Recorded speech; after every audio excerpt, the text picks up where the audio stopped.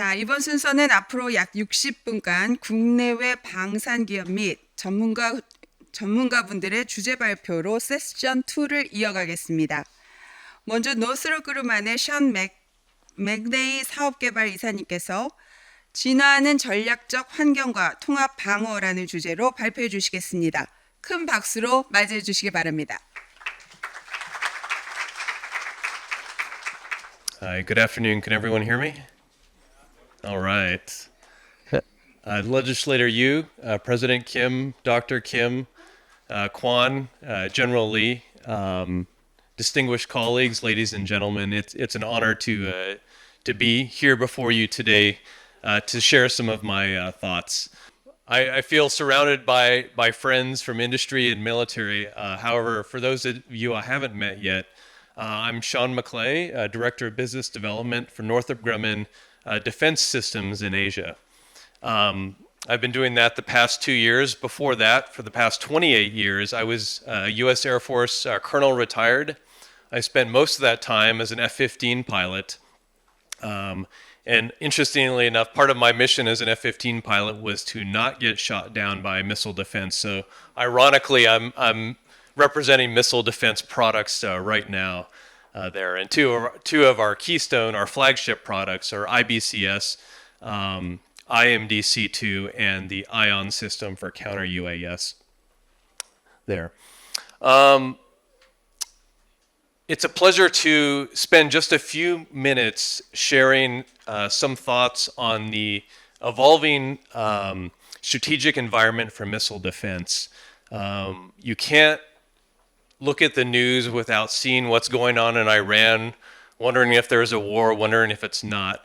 But obviously very important lessons learned from missile defense out of that. But I would contend that those lessons started 20 plus years ago, continue now, and projecting that into the future is really what this conference is all about, and what kind of capabilities it will need to meet future requirements, especially here in the Korean Peninsula. So I appreciate your time today, and although there isn't time for questions really after my presentation, we do have a mixer afterwards, so please corner me and give me your feedback on some of these thoughts today.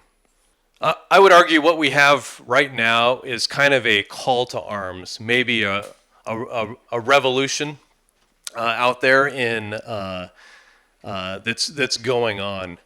I think historically, looking back in the past, and now maybe the past 100 years or so, a huge historical advantage has gone to superior individual platforms. You know, looking back at maybe the Dreadnought battleship, the Tiger tank of World War II, the nuclear-powered submarines during the Cold War, the Los Angeles class, gave those owners a huge advantage. Today, if we were to generalize conflicts, especially what's going on right now in Ukraine and in the Red Sea with the conflict in Iran, we're seeing lots of mass mixed raids. And that means multiple things coming at you: ballistic missiles, low-cost drones, cruise missiles. Even in a different theater, that might be a hypersonic missile, not necessarily this missile right now.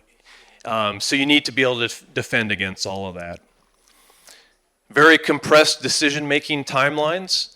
One of the big problems with the Shahed drones is because they're low, radars don't pick them up until really the end game there. And that's spelling bad news for many large fixed systems that are on the ground. Of course, saturation attacks goes along with mass mixed raids, but as the headlines show, the partners and allies operating in the Gulf are quickly running out of their high-end interceptors as well. So that's a huge problem for any country, no matter how rich you are. They simply can't produce enough of those high-end Patriot Chungun missiles.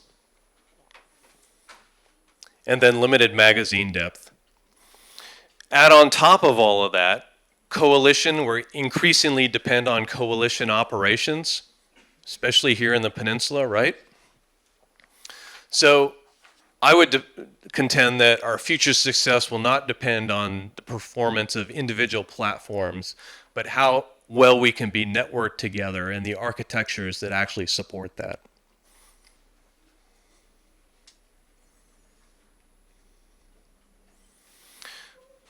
Looking briefly back at relatively recent operations. In Iraq in 2003, yeah, sure, there was a lot of military successes, but a lot of times we'll focus on what we could learn and do better from each of these operations. Part of Iraq in 2003 was involving Patriot. There was 3 fratricide incidents where the U.S. Patriot shot down friendly aircraft, U.S. and coalition aircraft there. So what we tended to find out was when the different systems each had their own piece of information. When conglomerated and put together, there was the awareness that, hey, that's probably a friendly target coming in. Maybe the system is incorrect in declaring that hostile. However, what each siloed operator had to look at, there wasn't that situational awareness available. So that became really the first impetus of the U.S. Army deriving the need for connection between various C2 systems. Of course, in Ukraine 2003, we see a saturation of traditional defenses, a lot of point defenses, some advanced missiles, some less advanced missiles, but what they see coming at them is hordes of drones, on top of that electronic attack, trying to sort through that while defending a population. And then Iran and the conflict currently going now in the Red Sea, what you see is that on a much larger scale. For the most part, all those Gulf countries that are being attacked are quite rich nations, many with the most advanced U.S. systems. The U.S. is there with many of their advanced systems, and yet still, the defenses are getting penetrated there. So why is that happening? So, and again, I think these trends are directly applicable to the threat that South Korea faces right here on the peninsula.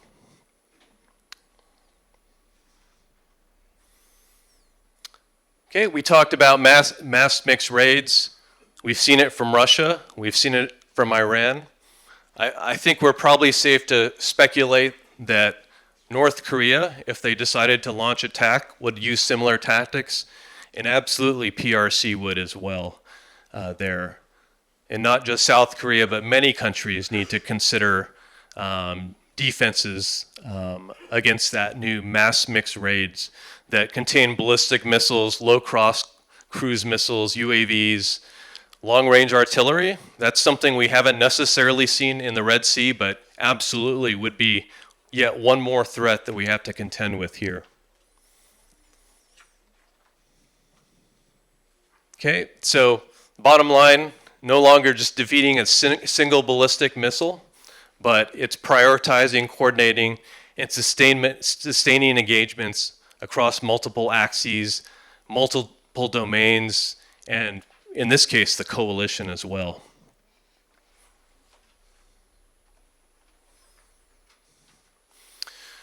So applying those lessons learned helps us to draw what would be our requirements for future air defense that might protect us there. Well, single integrated air picture, well, that would certainly be a good start. When systems operate disparately, separately from each other, that greatly enhances the chance of double targeting, of wasting missiles that can be spent elsewhere. Defense in depth across multiple engagement layers, SHORAD, upper, mid-tier. I guess ballistic missiles have become the easy thing to defend against. It's really everything else and sorting that out. They're not using a $3 or $4 million interceptor against a $20,000 target that doesn't need to be taken down that way. So shot optimization, magazine depth, a distributed C2 network, really the last two bullets kind of go together, and survivable battle management. you can bet on day one, the adversary is going to look to take out all your command centers. They have those down. If it's something fixed on a map, just like we saw from Iran, if it's a fixed American airbase, it's going to get attacked, and as is all the command centers there. And arguably, you cannot put up enough defenses to do that. So to counter that, you must be distributed. You must be mobile. You must be networked, so when one system goes down, other systems can pick that up as well.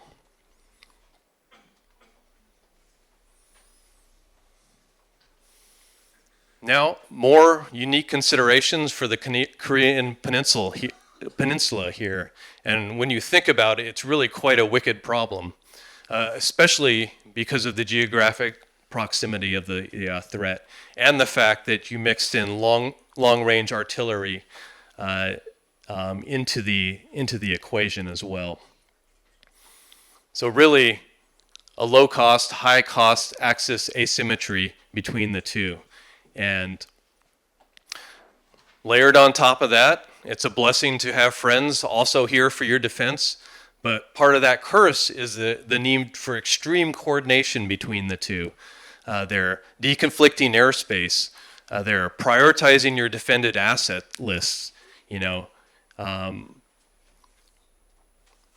then, of course, for all countries, magazine depth can and will become a huge issue.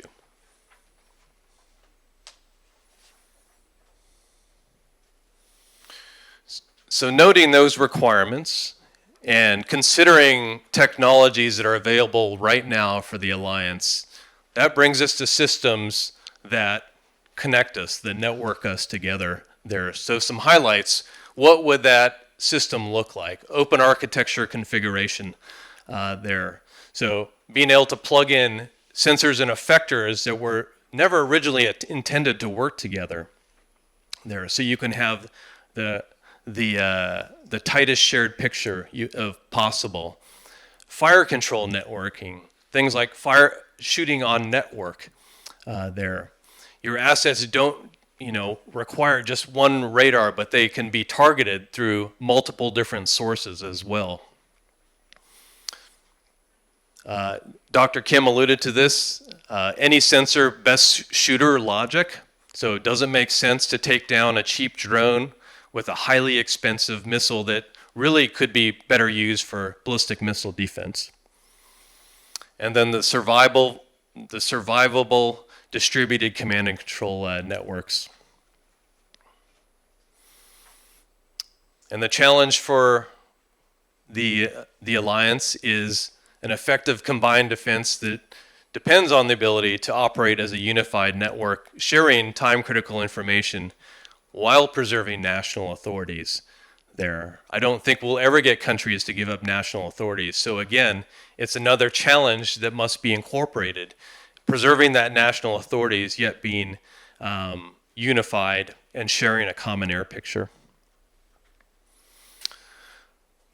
Everyone knows that OPCON transition is occurring, coming up here. And the need for this type of network and this type of coordination as we look towards the future of the best way to defend the peninsula makes the requirement for this even more pressing.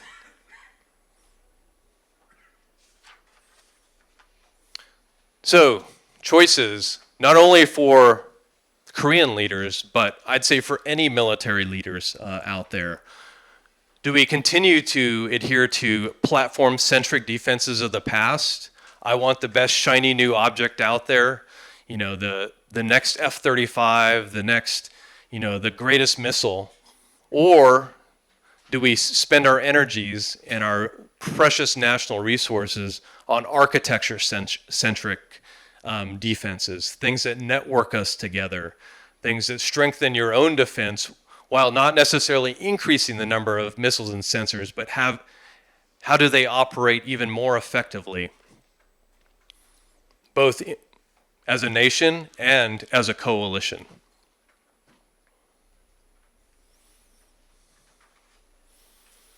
So, given the strategic environment, I think I'm trying to make the case that architecture matters more than individual platforms out there.